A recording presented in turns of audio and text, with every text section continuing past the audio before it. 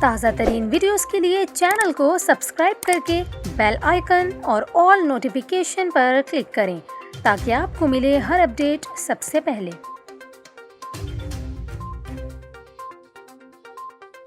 ابھی آپ کو بتائیں، بلوچستان میں موسلادھار بارشوں سے ساحلی علاقے زیر آب آ گئے۔ بلوچستان کے شہر گوادر، پسنی اور ماڑا، جیوانی اور کیچ میں نظام زندگی درہم برہم ہو گیا، جبکہ گوادر میں سڑکیں، گلیاں اور گاڑیاں ڈوب گئیں۔ گوادر میں نکاسی آب کا نظام درہم برہم ہونے سے بارش اور سیوریج کا پانی گھروں میں داخل ہو گیا، جبکہ بارش کے بعد آنکاڑا اور ڈوسی ڈیم میں پانی کی سطح بھی بلند ہو گئی۔ چمن شہر اور مضافات میں بھی طوفانی بارش نے تباہی مچا دی۔